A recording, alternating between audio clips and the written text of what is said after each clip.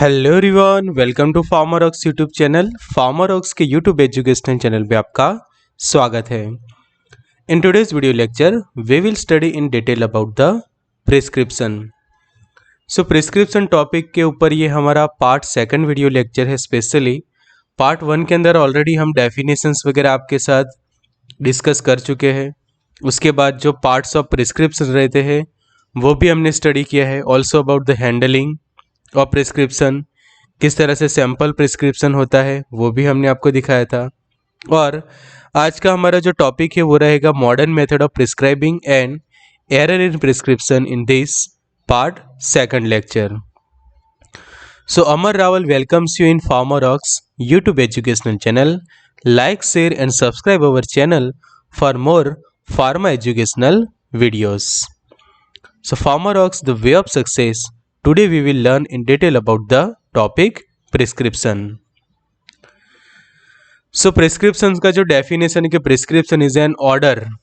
Prescription specially कहा जाता है एक order, और वो written order है which is written by physician, dentist or any other medical practitioner to the pharmacist. ये किसको लिखा जाता है या फिर ये ऑर्डर किसके लिए है? तो फार्मासिस्ट के लिए है। To compound and dispense a specific medications for individual patients. कि इंडिविजुअल पेशेंट्स के लिए आप ये मेडिकेशन ऑर्डर जो लिखते हैं जिसको हम कहते हैं प्रिस्क्रिप्शन, और वो लिखा जाता है फार्मासिस्ट को to prepare and to dispense a medication for patient. कि पेशेंट को safe, effective and stable doses form देने के लिए एक ऑर्डर लिखा जाता है जिसको हम कहते हैं प्रिस्क्रिप्शन, और उसका मेनली जो सिंबल है वो है RX करके जो हम सिंबल लिखते हैं वो है। तो prescription is actually a direct link between the physician, pharmacist and patient. तो यहाँ से MCQ पूछा जाता है कि prescription is actually a direct link between which of the following? It is a direct link between the patient, pharmacist and physicians. तीनों के बीच में कोऑर्डिनेशन रहता है प्रिस्क्रिप्शन के कारण, बिकॉज फिजिशियन जो है वो प्रिस्क्रिप्शन लिखकर पेशेंट को देते हैं और पेशेंट फिर फार्मासिस्ट के कांटेक्ट में रहेंगे, और फार्मासिस्ट अगर क्वेरी हो तो फिजिशियंस को भी फिर से पूछते हैं फॉर द रिवीजन ऑफ और रीचेकिंग ऑफ दैट प्रिस्क्रिप्शन। तो डायरेक्ट लिंक रहती है, डायरेक्ट कांटेक्ट रहता है between the pharmacist, physician and the patient, and prescription is accompanied by direction for pharmacist and for patient. तो पेशेंट को भी direction मिलती है एज वेल एज फार्मासिस्ट को भी प्रॉपर डायरेक्शन दी जाती है प्रिस्क्रिप्शंस के थ्रू, जिससे वो प्रॉपर डोजेस फॉर्म जो है वो पेशेंट को दे सके। तो प्रिस्क्रिप्शंस के जो कोड होते हैं वो MCQ में पूछे जाते हैं कि A means adult, J means under the 16 years, Y means under 6 years and O means script for oral contraceptive. कि जब ओरल कॉन्ट्रासेप्टिव के लिए आप ये कोई प्रिस्क्रिप्शंस लिखते हैं तो उसका एक रिकॉर्ड होता है, पेशेंट कोड होता है, वो है ये 4 अलग अलग कोड। पार्ट्स ऑफ प्रिस्क्रिप्शन, तो सबसे पहले हीडिंग, बॉडी एंड क्लोजिंग। तो हीडिंग के अंदर हम देखें तो सबसे पहले डेट एंड पर्सनल डेटा होता है, फिर बॉडी के अंदर superscription, inscription and subscription, and closing में signature of patient and signature of physician. तो ये हमने ऑलरेडी काफ़ी डीप में स्टडी की है पार्ट 1 के अंदर। तो पार्ट 1 की लिंक आपको यहाँ पे आई बटन पे क्लिक करके मिल जाएगी, as well as description box को आप जरूर से चेक करिए पार्ट 1 के लिए। तो शुरुआत करते हैं पार्ट 2 की। मेनली कि पार्ट 2 जो है कि मॉडर्न मेथड ऑफ प्रिस्क्रिप्शंस की, जो मॉडर्न मेथड्स कौन सी है प्रिस्क्रिप्शन की। तो nowadays the majority of the drugs are available in the market as readymade formulations.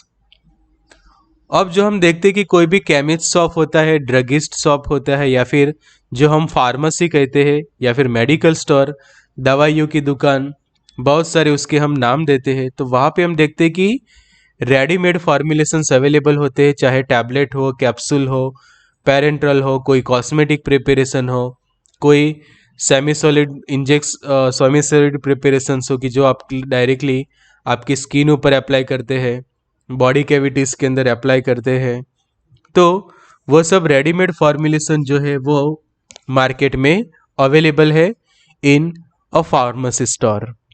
So there is no need to dispense the drug by the pharmacist.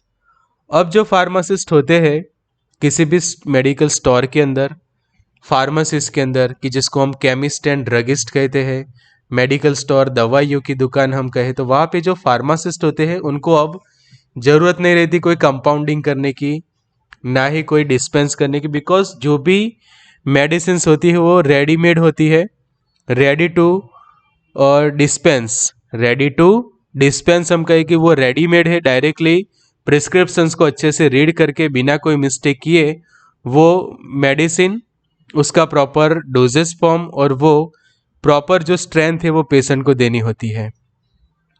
तो वो जो भी फॉर्मुलेशन अब अवेलेबल है वो हम रेडीमेड कहते हैं in the present days. So in the present days the role of pharmacist is to hand over the readymade preparation to the patients, कि जब हैंड ओवर ही करनी है रेडीमेड मेडिसिन को पेशेंट को, एंड प्रॉपर उनको गाइड करना होता है, एडवाइस देनी होती है, if demanded regarding its mode of administration, dose schedule, drug interaction and adverse drug reaction. तो अब फार्मासिस्ट का जो रोल मेन है, कि रोल ऑफ फार्मासिस्ट जो हम कहते हैं, या फिर फार्मासिस्ट की जो ड्यूटी का है, फार्मासिस्ट का हम ड्यूटी का है या फिर उसका हम गोल का है, या फिर फार्मासिस्ट का जो मेन रोल है यहाँ पे, तो वो रोल ऑफ फार्मासिस्ट जो हम कहे, तो जो भी पेशेंट को रेडीमेड मेडिसिन देना और उसके बाद प्रॉपर उनको एडवाइस देना, गाइडेंस देना.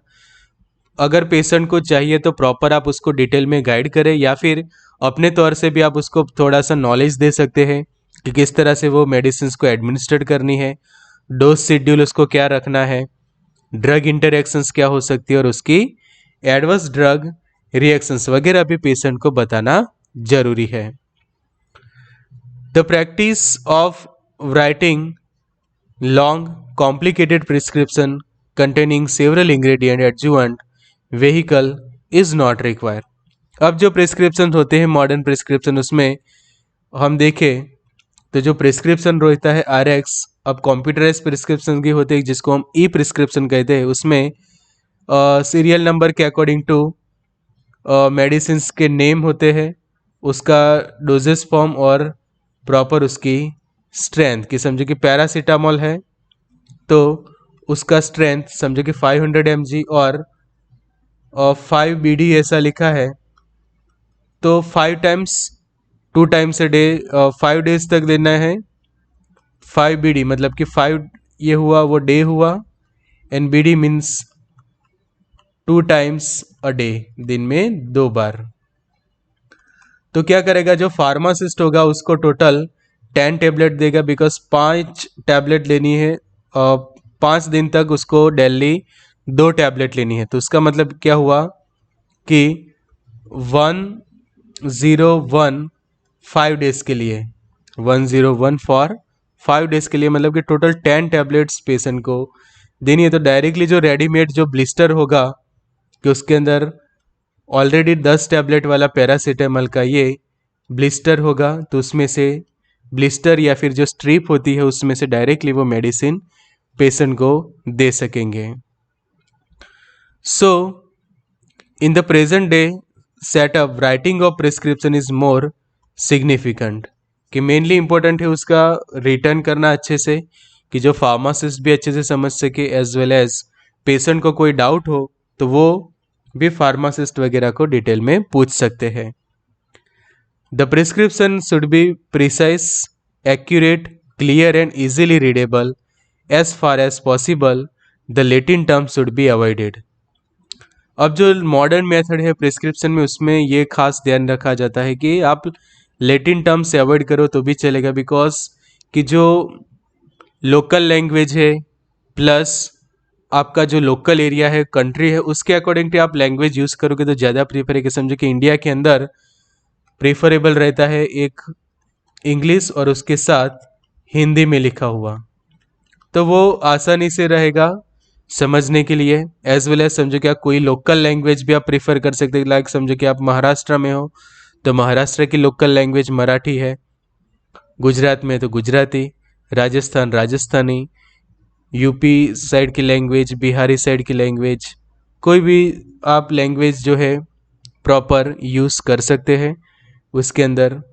एज वेल एज समझो कि साउथ रिलेटेड कोई भी लैंग्वेज है तो उसमें भी आप कर सकते हैं। तो डिपेंड है कि सामने वाले पर्सन को इजीली अपने उसको समझ में आए, वो ज़रूरी है, ना कि ये कोई टर्म्स कि समझो कि लेटिन टर्म्स समझो कि फार्मासिस्ट को समझ में आए, बट समझो कि पेशेंट को समझ में नहीं आता तो वो उससे मेडिकेशन से एरर भी हो सकती है अगर उसको प्रॉपर समझ में ना आए, प्रॉपर उसका काउंसलिंग ना हो। बट आप लोकल लैंग्वेज प्रिफर करेंगे मॉडर्न मेथड ऑफ प्रिस्क्रिप्शन में तो काफ़ी अच्छा रहेगा।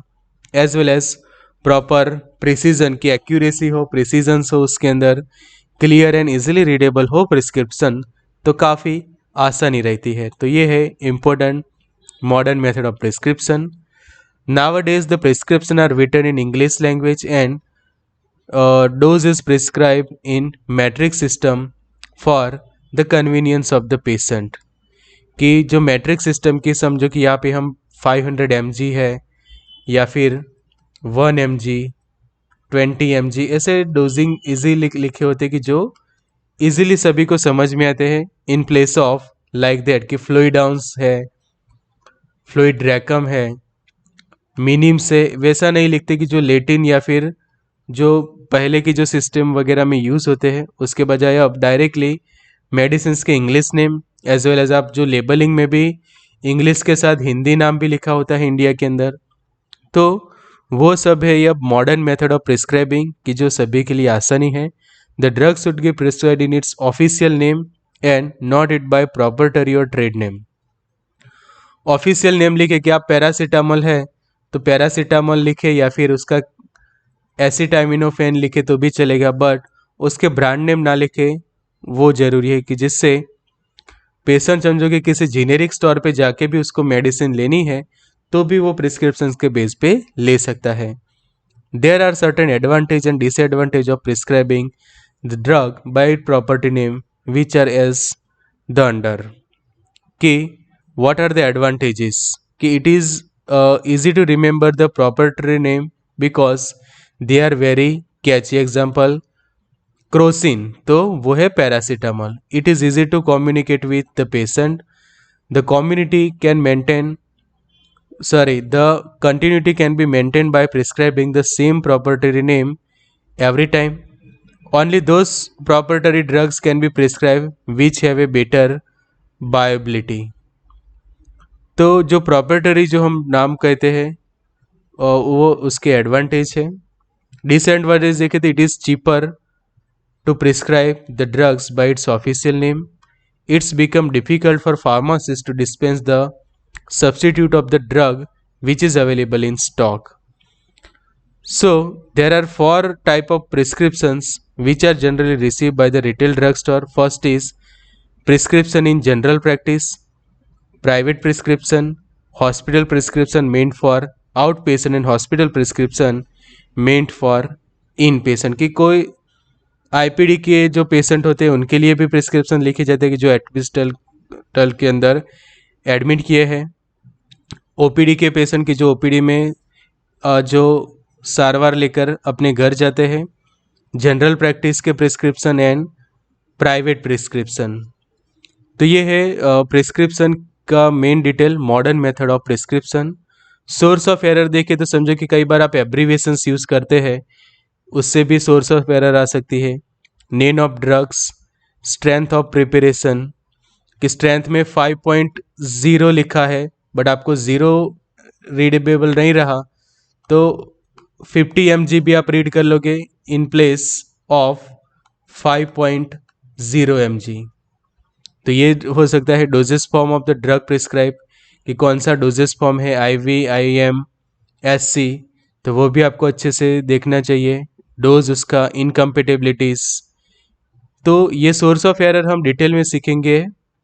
पार्ट 3 के अंदर डिटेल एक लेक्चर आएगा प्रिस्क्रिप्शंस का, कि जिसके अंदर हम source of errors in prescription आपको हम डिटेल में समझाएंगे। तो टिल देन चैनल को सब्सक्राइब करिए। ये जो क्वेश्चंस एग्जाम में पूछे गए हैं वो आप चेक कर सकते हैं स्लाइड को पॉज करके। So thank you friends for watching this video. Like, share and subscribe our channel for more pharma educational videos.